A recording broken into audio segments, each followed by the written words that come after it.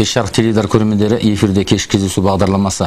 Бүгінгі біздің қонақтарымызбен таныстыратын болсақ, Төрткен Кенен қызы, Кенен Әзірбаевтың қызы, өздеріңізге белгілі біздің қоғамның көптеген өнер тарландарын оқытып, бүгінгі біздің ортамызға жеткізіп жүрген біздің апайымыз келіп отыр. Ал енді екінші қонағымыз Ержан Қосбармақов, өздеріңізге белгілі Қазақстан Республикасының еңбек сіңірген әртісі, Жүсіпбек Елебеков атындағы республикалық эстрадалық цирк колледжінің директоры. Міне бізде бүгін қонақта отыр. Бүгінгі біздің әңгімеміздің барысы жақында ғана өткен Кенен Әзірбаев атындағы әншілер шырқадаусым повтор. Өздеріңізге белгілі Кенен Әзірбаев атындағы Жамбыл облысының Тараз қаласында өткен шырқадаусым атты әншілер конкурсы Кенен Әзірбаев атындағы. Міне осы конкурстың өтуі, осы конкурстың жалпы қандай деңгейде өткені жайлы біз бүгін осы қонақ ретінде осы екісін шақырып отырмыз. Жалпы осы конкурс халықтың бәріне жетті ме? Қазақстанның түкпір-түкпіріне осы даусымыз жетті ме Кенен Әзірбаевтың деген сұрақ бірден ойға оралады ғой. Конкурс бұл екінші рет өтіп отқандықтан бұл жолы талапкерлердің өзі сондай үлкен дайындықпен келген. Әрине әр дүниені жаңадан бастаған кезінде бір қиындықтар туып жатады ғой, бірақ та осы жолғы өткен байқау өз деңгейінде өтті деп толығымен айтуға болады. Себебі бұған әр облыстан 2-ден деп көрсетіліп, кәдімгі негізгі шарттары жіберілген. Қаншадан сонда жалпы қатысқан? 32 әнші қатысты. Енді ол шарттың көлемінің ішіне жаңағы мынау Кенен атамыздың осы 12 әні міндетті түрде орындалу керектігі де көрсетілген. Оның 2 турдан өтетіндігі. Соған байланысты енді көптеген мынау облыстық филармониялар, облыстық мәдениет басқармалары жақсы жұмыс істегендерін байқатты. Келген талапкерлердің өзі де үлкен жоғары деңгейде көрсетіп отырды. Бұл енді бірінші рет емес қой, негізінде екінші конкурс болғандықтан өткен конкурстан кішкене айырмашылықтары болу керек қой. Жақсылық жағынан болсын. Бірінші конкурстың несінде ол әр дүниені мынау бірінші болған кезінде оған жеңілдіктер көбірек қаралып жатады ғой. Енді бұл екінші өткендіктен жаңағыдай алдын ала дайындық, облыстарға алдын ала жіберілген шарттар, оның бір жағында мынау әншілердің өзі дайындалуға үлкен жаңағы уақыты, мерзім жаңа көбірек болды. Және де мынау үнтаспаларға қарап дайындалуға мүмкіндіктері болды деп айтуға болады. Және де бұған кездейсоқ жаңағы әуесқой әншілердің деңгейі болған жоқ деп айтуымызға болады. Ал енді конкурсқа өзіңіз де қатысып келдіңіз. Қатысып келдім, қонақ ретінде шақырды. Рахмет. 2000 жылы шырқадаусым атты Кенен атаның әндерінен конкурс өткізген. Биыл екінші қайтара Тараз қаласында тағы да республика көлеміндегі шырқадаусым конкурсы өткізіп отыр.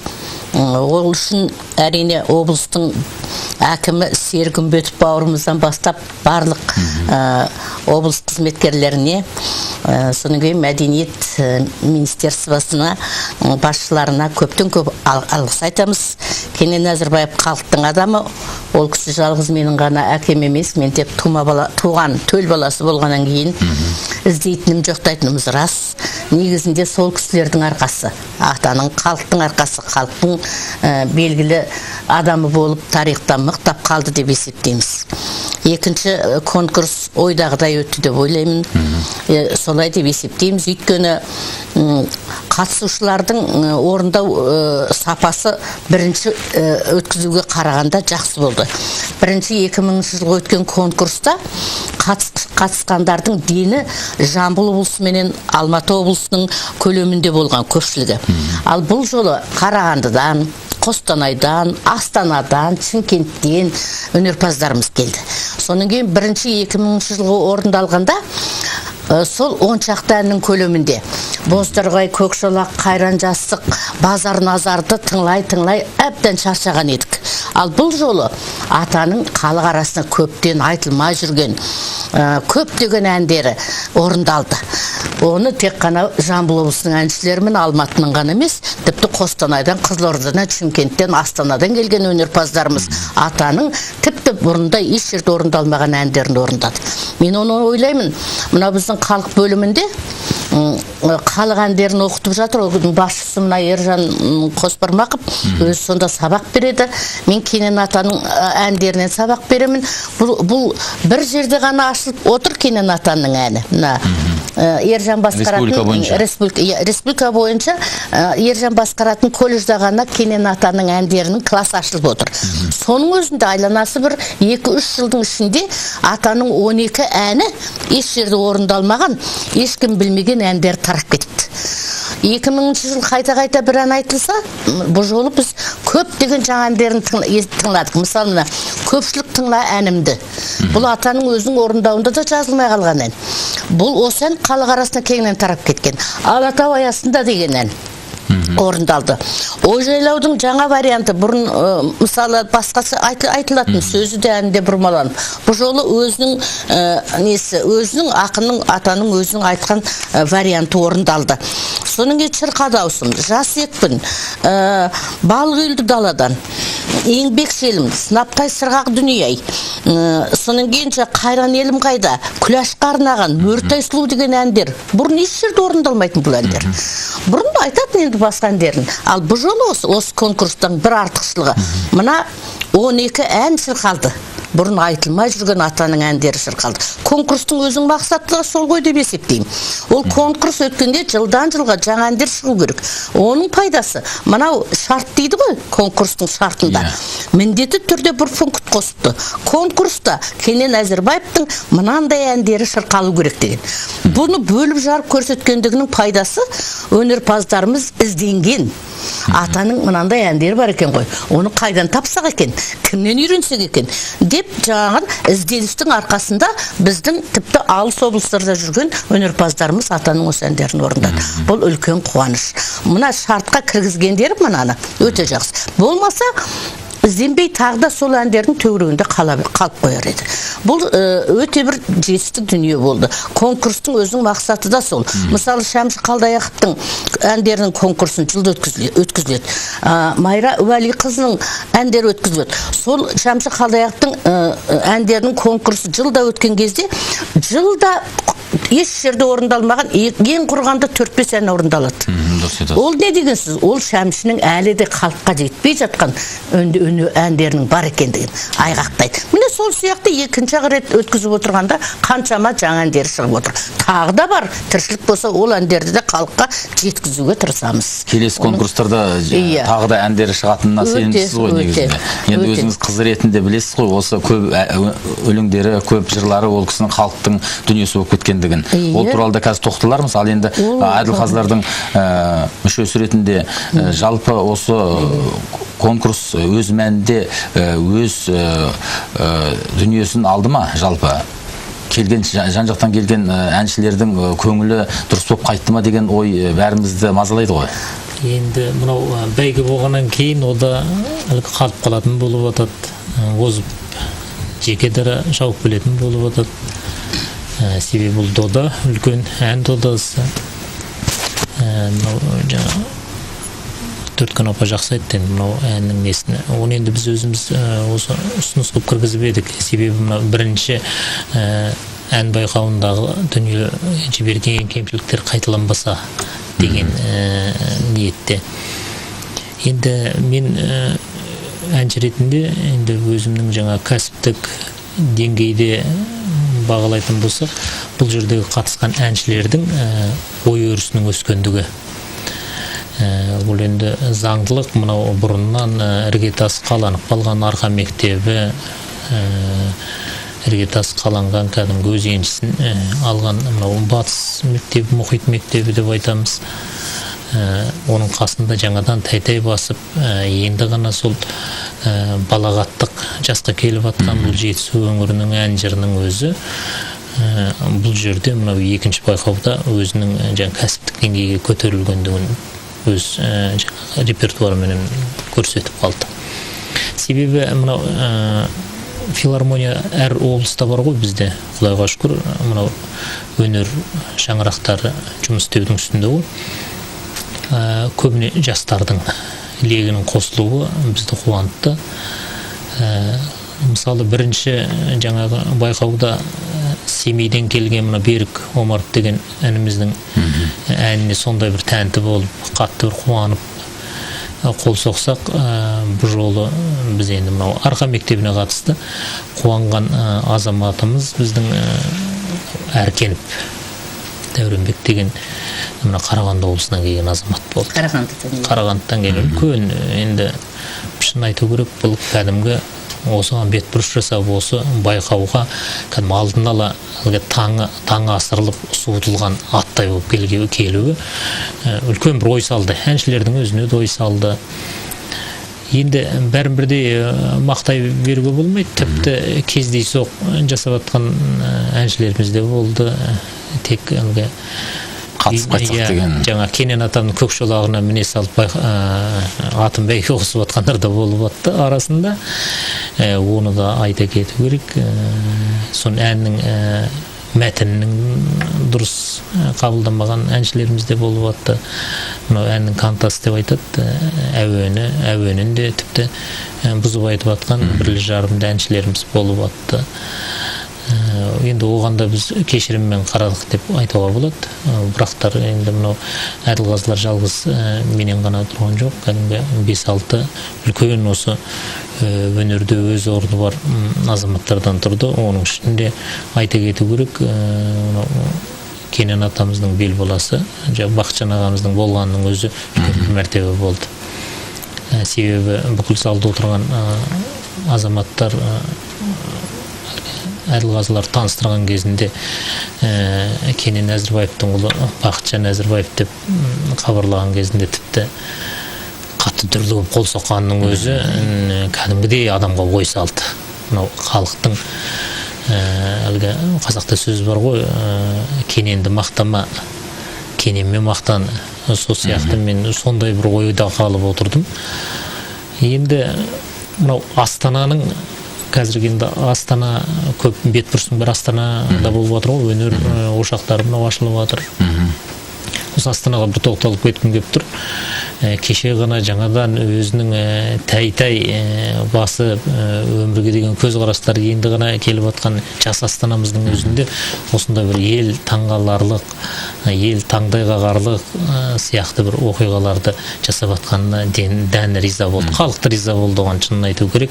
Мынау жастарды жұмылдыру үстінде ғой, қазір Астана жастарды тартуға, ол қай сала болсын, ол білім болсын, ғылым болсын, ол өнер болсын, ол театр болсын, мынау жазушылар болсын, ол мынау үлкен жаңағы мемлекеттік лауазымға болсын, тек жастар көбінен көп осы Астанаға тартылып жатыр ғой қазір.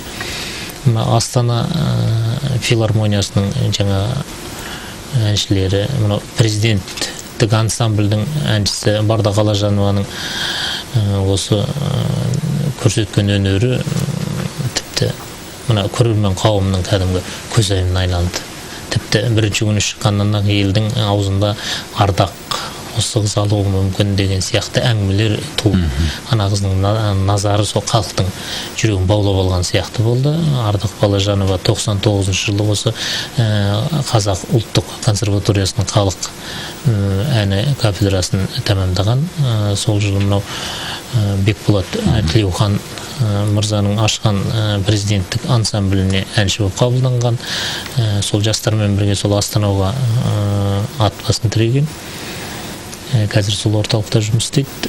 Енді мынау конкурска өзүндүк бир үлесин косты деп айтууга болот. Және де бул музыка академия мынау жакшы билесиздер. Айман Мусаходжаеваның сол Астанадан ашқан музыкалык академиясы бар. Сол академияда жетісу мектеби ашылгандан да кулагдар болу керек. Көрөрмөндөр сол жерде дәріс беретіндігін ардақтың айткым келіп отыр. Сол бірінші түлегі биылғы бітірген Астана мемлекеттік филармониясына әнші болып қабылданыпты. Сергүл Абдуллаева деген қыз. Тіпті мынау бақ жанама, бап шабама деп қазақтар айтып атады ғой. Сол сияқты жаңа ұстазымен бірге сүрігі бірінші турда келуінің өзі бізді таң қалдырып отырды. Ол әлгі ұстаз өзінің шәкіртіне қарап мақтанады ғой. Оған да дән риза болып аттық. Соның бір таңғаларлық дүние мынау Қызылордадан 3 бірдей талапкердің қатысуы. Бұл да бір үлкен дүние ма деп қалдық. Тіпті енді кейбір конкурстар болса Қызылорда селқостық танытып, осы бармай көрінбей төбелерін көрсетпей жатады. Осы өнердің осы додасында. Мен ойлаймын, осы 2 жылдың көлемінде Қызылорданың да жаңағы осы өнердің керуеніне кәдімгі өздерінің бір үлесін қосып, соған ілесіп жүргенінің өзі үлкен дүние мадақ қалдым. Жақсы айтқан дүниелер болды. Нартай мектебінен келген бір азамат болды. Тіпті елдің сондай бір көңілінен шығып жатқан жағдайы болды. Тағы бір мынау қазір біздегі саясат дейді ғой, мынау орыстанған облыстарда осы қазір қазақтандыру деген мәселесіне оралмандарды көбіне жұмылдырып жатыр. Қостанай облысының филармониясынан келген әнші Манапбек Қадыров деген азамат. Бұл кезінде мынау Жәнібек Кәрменовтің дәріс алған азамат.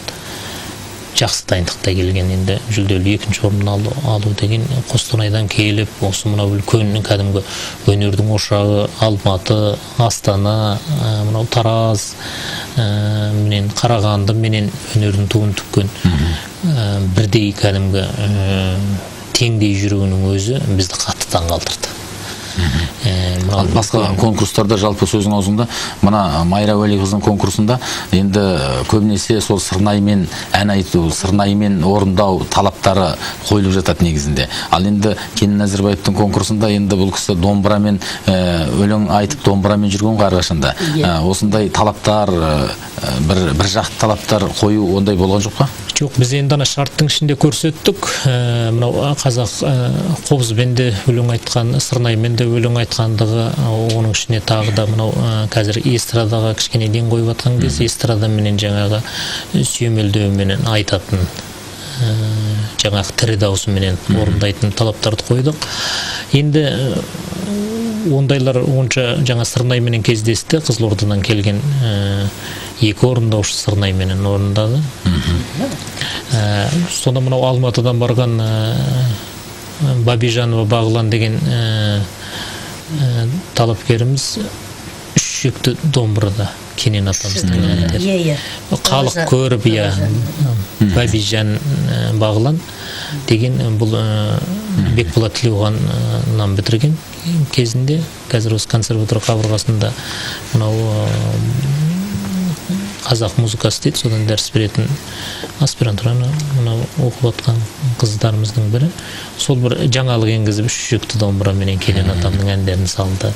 Жаңа сырнайға қосылып, әсіресе шырқа дауысындар айтылып жатқан кезінде шынын айту керек, мынау Кенен атамыздың өзі өмірде замандасы ғой, Нартай бірге жүргендігі, сол қайтадан сол қол ұстасып, жаңа досының қасында жүрген сияқты бірлік ынтымақ көрініп атты да, жаңағы әр облыстың азаматы мақтанышы ғой. Енді Қызылорданың мысалы кіреберісінен бастап Нартайдың атын атасаңыз, бүкіл қауым ары қарай ортасынан ауып барып, жаңағы көмеймен айтатын жырлары деген сияқты сондай бір алтын көпір сияқты көрініп тұр да, анау сырнайдың дауысын осыменен әсіресе Кенен атамның әндері өте жақын келеді екен.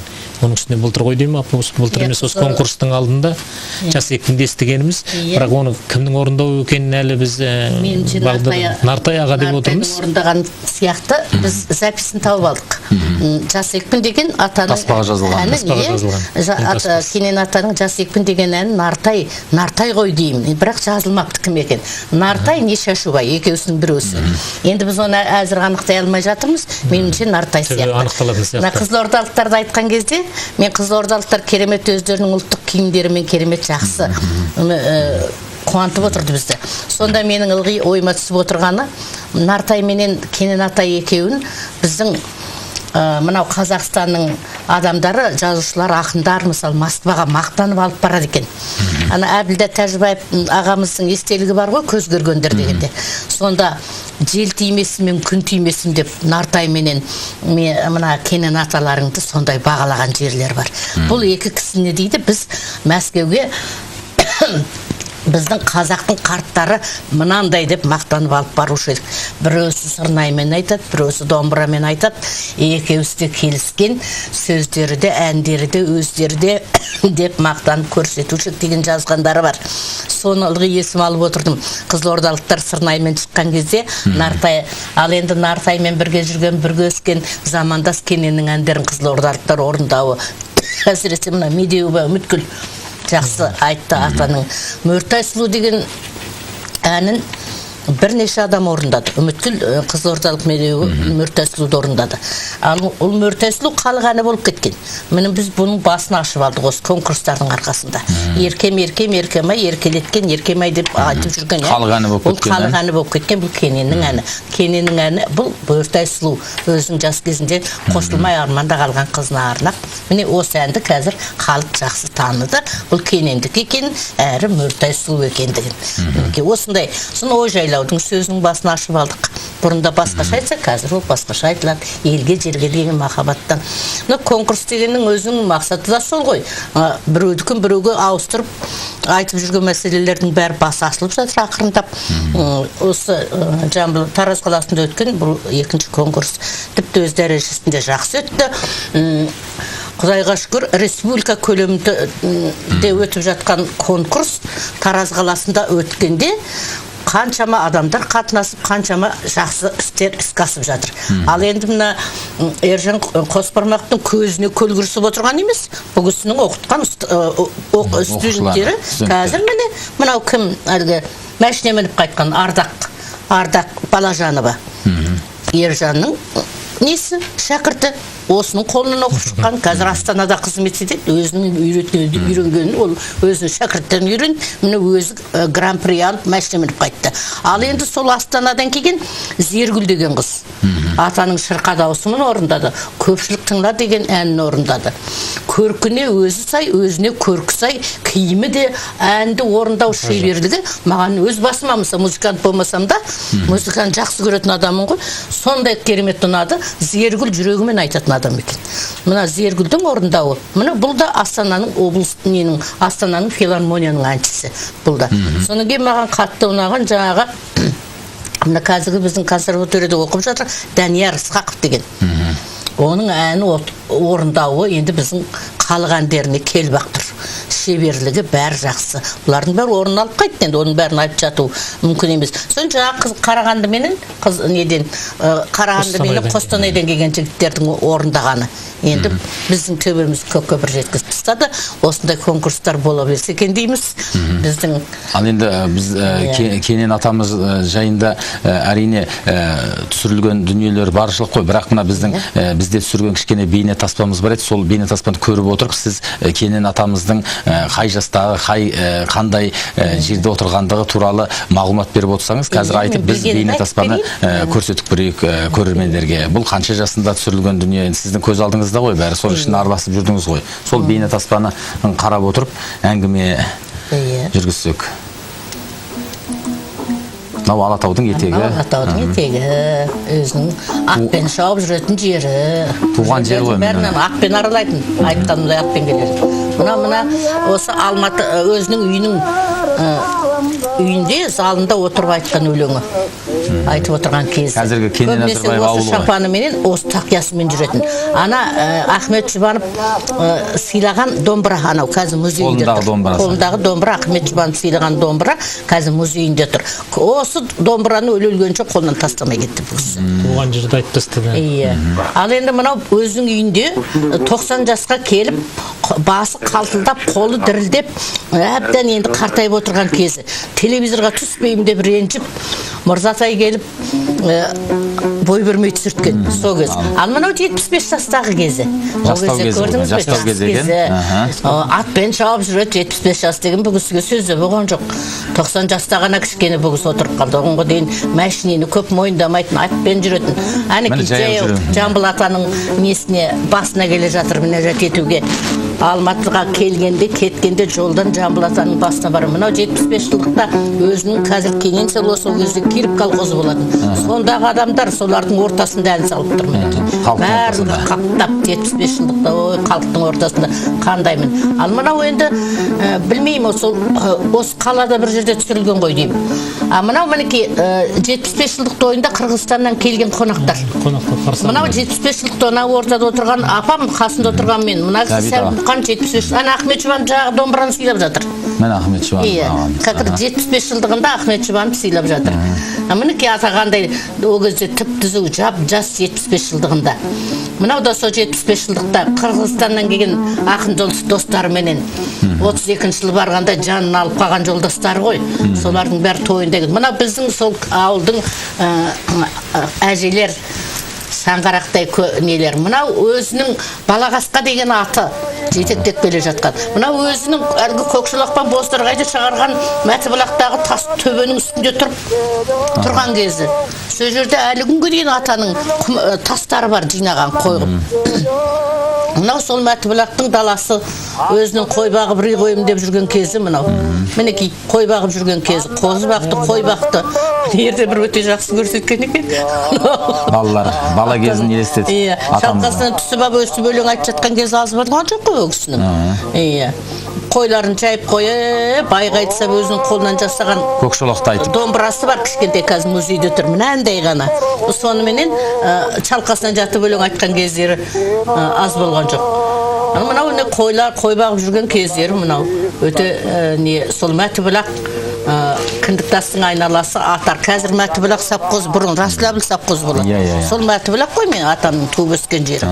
Қой бағып мына Рей қойым, Көкшолақ, Бозторғайлардың шыққан жері сол аймақ қой. Сол аймақта жатыр ол кісінің. Міне көрермендерге кішкене болса да бейне таспаны көрсетіп отырып айтқанымыз өте дұрыс қой деп ойлаймын. Енді атамыз жайында жалпы енді кітаптар шығарылды, біраз жинақтары болды. Ал енді осы конкурс барысында бір кітап шыққан екен, осы кітабын ала келіпсіздер, осы кітап жайында да айта отырсақ. Иә, мына кітапты Тараз біздің Жамбылдағы бауырларымыз 5 күннің ішінде шығартты. Мұның нотасын түсіртіп даярлатқан Ержан, ән текстерін тарихын мен жазып бердім. Бірақ енді тіпті осыны аз ғана тиражбен тез арада шығартып, жаңағы өнерпаздарымызға тегін таратты. Конкурста. Бұл деген мен мынаның ішінде жаңағы соңғы айтылмай жүрген әндердің бәрі нотасымен, текстісімен жазылған. Бұл деген керемет подарка болды. Осы үшін де біз енді Жамбыл облысының әкімінен бастап барып бауырларымызға көп рахмет айтамыз. Бұл өте керемет жақсы дүние болды. Бірақ енді әлі де алды ойымызда бар. Әлі бұл кісінің 100-ден астам әнінің көп болса бір 20-30 ғана танымал болып жатыр. Жанымыз тірі болса әлі де сол қалған әндерінің нотасын шығарсақ, қалған әндерінде тағы да халыққа таратсақ деген ойымыз бар. Енді оны өмір көрсетеді алда. Енді атамыздың мұражайы туралы да айтпай кетпесек болмайды. Жалпы мұражай туған жерінде тұр, ол жердегі мұражай өзіндік жұмыс істеп атқан жайында айтарсыз. Ал енді осы оқу орнында да сол класс ашып, Кенен Назарбаев атындағы бір бұрыш жасап мұражай ашуға бола ма? Иә, қазір бар. Біз енді оқу орны болғандықтан бізге сондай бір әлгі бюджеттен солай қаржы бөлінбейді оған. Біз енді өзіміздің күшімізбенен бір жаңағы мұражай дейміз ба, бір Кенен атамыздың кім екенін білуге, кәдімгідей мағлұмат алуға толық болатын бір қабырғаға үлкен бір дүниелер жасап қойдық. қабырғаға ілінді. Ол жерде жаңағы осы бейнетаспада көрінген дүниелердің сурет бейнесінде ол кісінің жаңағы Ерзакович көбірек ол кісіден жаңағы әндерін жазып алғандығы жайында мағлұмат алу үшін сол ол кісімен түскен суреті бар. Жаңа Сәбит Мұханов пен Нартай екеуінің түскен суреті бар. Мынау Ахмет Жұбанов кісінің тойында домбыра сыйлап атқаны. Ол кісі енді көп осы қазақ өнері үшін еңбек сіңірген үлкен адам ғой, өнертанушы деп айтамыз. Ал енді ол мынау қалай дейді, әлгі балаларға түсінікті болу үшін жаңағыдай дүниелер қажет оқу орындарына. Сол мақсатта біз осы 5 жылға аяқап басып бара жатыр. Осы Төрткүл апамызды кәдімгі зейнеткерлікте үйде немерелердің қасында отырғанына қарамастан сол қолға салып осы дәріс беруге шақыртқан жағдайымыз бар. Оның бір жағында ол бір жаңағы уақытша болмаса бір жоғары жақтан бір не дейді, звоноктардың арқасында емес, тіпті өзіміздің сол қазақ өнеріне бір кішкене болса да қосқан үлесіміз деп өзіміз санадық.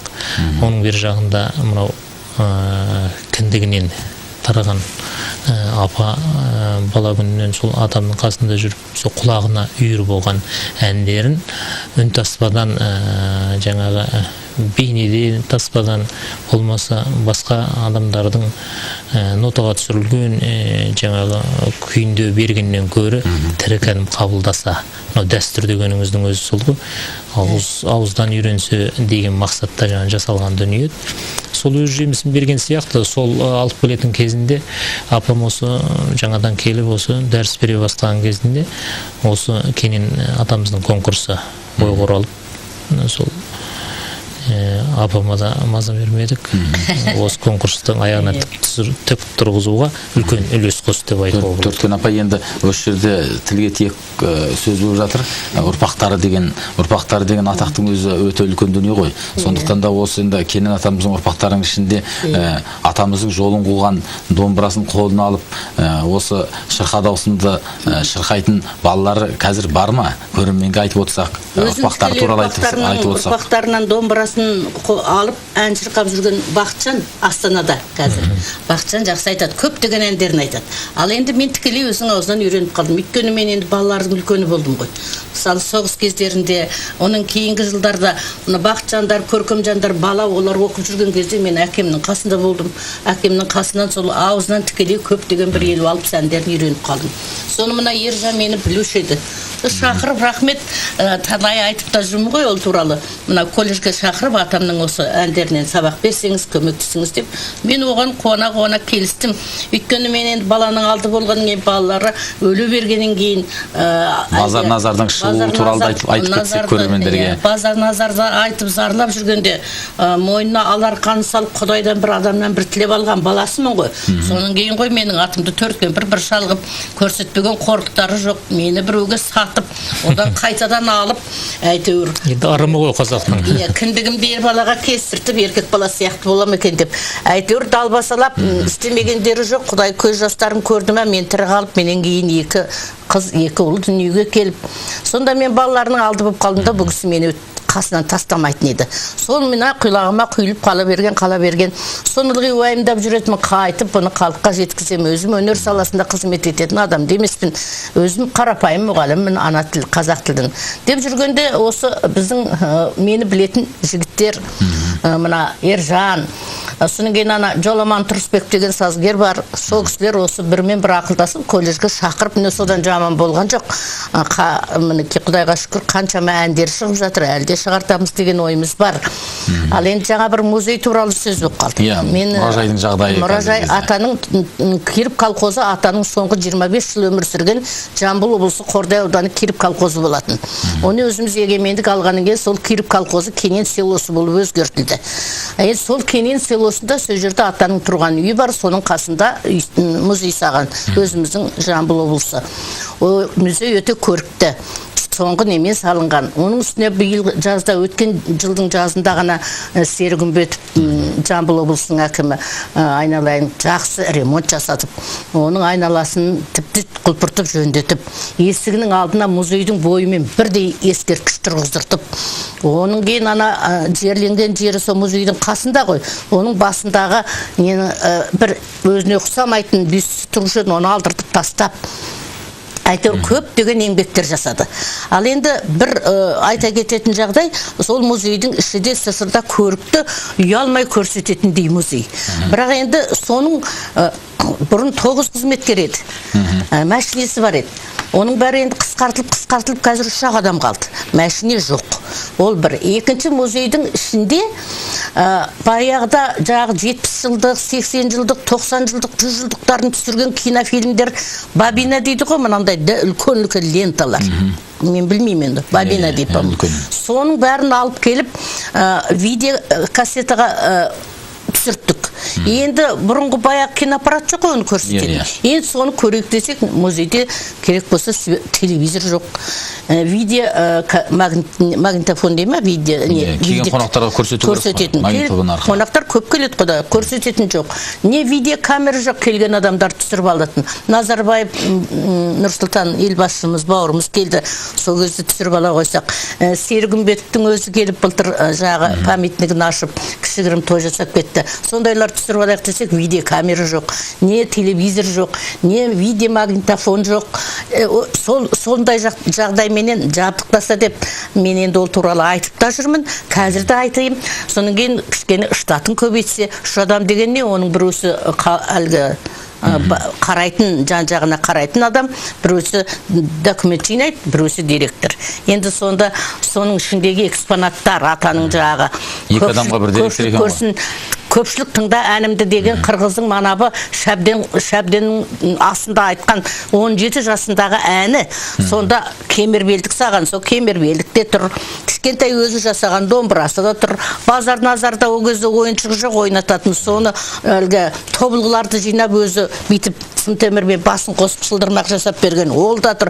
Міне осындайлардың барлығын патефон 36 жыл басынан алып келген декадада. Ол да тұр дейсіз. Ол да тұр. Соның бәрін көрсетіп, соның бәрін жазып, соның музейдің жұмысын жандандыратын дай кішкене адамдар саны көбейсе дейміз да. Соның кейін соны мынау туристический не дейді, саяхат туристердің жүретін жолы, маршрут, соған кіргізсе көптеген ойлар бар әрине. Енді ол туралы айтылды.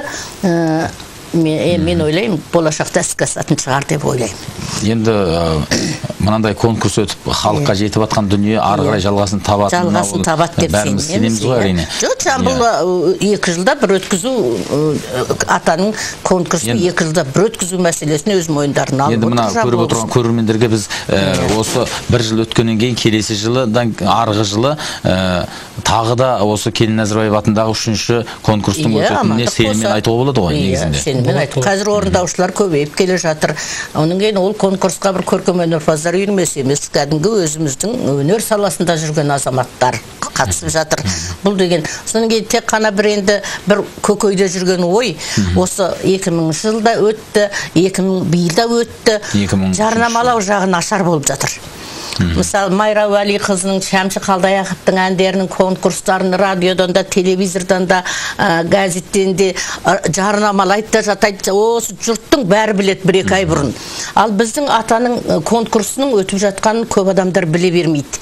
Оның кейін өтті, ал енді оны да әлі Жамбыл облысының төгірегінде болмаса, мысалы біздің мына хабар, сіздерден ешкім келе алмады, ешкім бармады. Біз енді газеттен оқып, соған байланысты сіздерді үшеуге шақырып отырмыз ғой. Газеттен оқыдық, енді сол өткені туралы соған байланысты сіздерді шақырып отырмыз. Барып, соны түсіріп көрсетуге болмай ма? Неге басқа конкурстарды көрсетіп жатады? Неге атаның конкурстарындағы айтылғандар аз көрсетіледі? Тек хабар ретінде ғана беріп қойғаны болмаса, әзірше көріп жатқанымыз жоқ. Бұл енді менің ішкі ойым. Өзіңіздің жеке ойыңыз ғой. Не себептен олай болып жатқанын жағын мен оны білмеймін. Соны енді енді Ержан, енді Әділқазылардың алқасының ішінде болдың, жалпы болашаққа тағы да қандай жоспарлар жасадыңыздар осы конкурстың барысы жайында? Енді жаңа апа айтып отырған кемшіліктер ғой, енді кетіп жатқан кемшіліктер, енді өрде отырған мәдениет басқармасының бастығы Әлібек Әмзеұлына айтылды, және де облыстық жаңағы әкімнің орынбасары Кеңес Демешев мырзаға айтылды. Бұл тарапынан бұл ұсынысымызды кәдімгі айттық. Себебі енді Әділқазылардың да жаңағы толық құрамын ол кісілер тыңдауға міндетті. Әр конкурстан кейін өзі ойын қорытындылайды ғой. Мына төрағасы болып халық әртісі, әуезов театр көркемдік жетекшісі Обаев Есмұхан ағамыз. Оның орынбасары болып Мәдениет министрлігінің әдебиет өнер басқармасының бастығы Жоламан Тұрсынбаев, жаңағы өзінің кіндігінен тараған ұлы Бақытжан Әзірбаев, мына үлкен Тараз қаласындағы драматург, жазушы Елен Әлімжан, және де мынау дәулескер күйші, осы әлі күнге дейін осы халықтың құлағында жүрген, есінде жүрген азамат, осы Еркесілқын десе Әбдімомын ағаның аты бірден көкеге оралатын Әбдімомын Желдібаев ағамыз. Енді сол кісілердің ұсынысын қабыл алды деп ойлаймын. Мен енді осы ақпарат жағынан кішкене бір кемшіліктер, сонша үлкен көп көлемді өткізген дүниенің осы жарнамалау және де тарту, оны ертең халыққа ұсыну жағына келгенде кенжелеу болып атты. Тіпті әлі бір ауылдық деңгейге түсіріп алып жатты да, сол жерінен біз өзіміздің нелерімізді, ойымызды, нелерімізді айтып аттық. Соның көй әр әнші жайында пікір, көрерменнің ойын тыңдау, жюрилермен санасу, конкурс барысында өзі болып тұрады ғой. Біз көптеген конкурстарда Әділқазылар мүшесі болып жүргендіктен сондай дүниеге жоқ. Сол кішкене енжарлы ғана облыстағы бір теледидарлары сол өзінің кругынан аспай келіп қалған, өзіне тәуелді, ертең бір шаруасын шешетін бастықтың маңайынан шықпай сол төңіректе ғана әңгімелер айтып жатқан жағдайын байқадық. Оны да біз басыңқырап айттық. Енді атына заты сай деп айтатынбыз, жаңағы апам айтып кетті ғой. Мынау бас жүлдесіне тағы да жеңіл автокөлік машинесі тігілді. Бірінші орын 2 берілді, әрқайсысына 150 мың теңгеден. Екінші 2 орын берілді, әрқайсысына 100 мың теңгеден. Үшінші орынына 3 берілді, 80 мыңнан әрқайсысына. Және де 10 адамға дипломат атағы менен 30 мың теңгеден әрқайсысына берілді. Мен айтар едім, бұл да мынау үлкен жомарттық танытып атқандығы, осы тараздықтардың, мынау Жамбыл облысының азаматтарының үлкен бір атсалысы деп мен айтар едім. Себебі кеше ғана мынау шабыт өтті ғой өзіміздің. Кезінде басталғанда шабытта өте жақсы нетіп еді. Қазір енді сол бір кішкене қаржы жағынан да бәрі кішкене төмендеп жатқан жағдай бар. Оған қарағанда тараздықтар үлкен бір ерлік жасады деп айтуға болады. Қазіргідей өнер адамдарына ол да бір кішкене қаржылай көмек, еліне, облысына барады, облысына бір мақтаныш сияқты дүниелер болып атты. Енді ұйымдастыруында ешқандай не жоқ, өте керемет ұйымдастырды. Оның үстіне оңтүстік деген аты бар емес пе, қонақ жайлылығы менен о жағынан енді керемет өздерінің бір нені мәрт, жомарттық дүниелерін көрсетіп атты. Конкурсанттарға деген оларды мынау аралату, Таразды, былтыр ғана Тараздың 2000 жылдық өткендігін, түгел ана Таразды барлық жақсы дүниелерді көрсету конкурсанттарға бұл үлкен бір бастама, үлкен бір дүние болды. Тек қана жаңағы енді көш жүре түсулер, кішкене кетіп атқан неге қарнымыз ашыңқырап атты. Енді кемшіліксіз дүние болмайды ғой. Сондай болып атты. Мысалы, мына осы екі конкурстағы өтіп жатқандағы берілген сый құрмет мәселе жағынан, мысалы, халықаралық конкурста да ондай болмауы мүмкін. Бірақ енді бәрін жасап, біріне келгенде қысылмай, сол осы жарнамалау мәселесіне көңіл аударса, біздің Кенен атаның конкурста өте тамаша. Келесі жолғы өтетін конкурста бұның бәрі ескерілетін шығар деп ойлаймын. Соның кейін тағы бір тілегімді айта кетейін. Неге жерлерде Кенен атаның әндерінің класы неге ашылмайды, соңғы мен не қыламын. Қазір мысалы мына бізден оқып кетіп жатқан жаңағы Астанадағы Ардақ, Жазгүл деген неде Евразияда бізден мына Ержанның шәкірті сабақ беріп жатыр. Облыста Талдықорған облысының орталығы, Талдықорғанда Алматы облысының орталығы. Тағы бір шәкіртіміз бар, Ерболат атаның әндерін көптеп, тіпті конкурсына да бірінші қатысқан. Жерлерде атаның кластарын ашса сабақ беретін балалар шығып жатыр ғой. Балалар деймін, мен үшін бала ғой, енді шәкірттеріміз бар ғой. Сондықтан жаңағы осы жерлерде, әр жерлерде жалы бір ғана колледж емес, жерлерде кішкене осы атаның әндерінің кластары ашылса, қазір эстрадаға айланып баратқан заманда атаның әндері қажет деп ойлаймын. Эстрадада да жақсы орындап жүр келеді. Мысалы, Саят Медеу орындап жүр ғой. Не тіпті тамаша, туған елін кім орындайды? Бағдат Самединова эстрада менен атаның әндері эстрадаға да келеді. Тек қана жерлерде орындап жатқан Жамбыл триосы да бар. Жамбыл триосы бірінші орын алды. Жамбыл триосы Көкшолақты орындап, олар бірінші орын алды. Саят Медеуов та қатысты. Бірақ өте бір өкінішсіз Саят Медеуов жолы ойдағыдай орындай алмай дайындығы төмендеу болған екен, салғырт. Саят деген жігіт енді атамның қолынан ет асап, бауырсақ жеп, тізесінде отырып өскен біздің өзіміздің ауылымыздың, бауырымыздың баласы. Осы жол ойлап едім, осы Саят Медеуов қатыратын шығар деп. Саят тыңдап отырса, болмай қалды. Келесі жолы жақсылап дайындалып баратын шығар, жас қой. Жалпы енді мына әнді орындап шығару барда, оны мына кітапқа жазып қалдыру өте үлкен дүние. Мына таңдамалар шығару, қайтадан кітапты қайта қарап, қайта шығару мәселесі қазір қолға алынып жатыр ма жалпы? Ол енді әзір қолға алынып жатқан жоқ, бірақ ойда бар. 120 жылдықта енді ол да келіп қалды мына 2004 жылы июнь айында, май июнь айларында ғой, 120 жылдығы. Енді оған үлгірмесек те ар жағында 125 жылдығы келе жатыр. Соған қарсы таңдамалыларын шығартсақ деген ой бар. Бүкіл менің шамам келсе, бүкіл еңбектерін жинап, бірнеше том қып шығарып қойса деп ойлаймын. Енді оның бәрі болашақ. Өзіңіз бар кезде, қазір жанымызда жүрген кезде оның бәрі даярда ғой енді шығарсақ.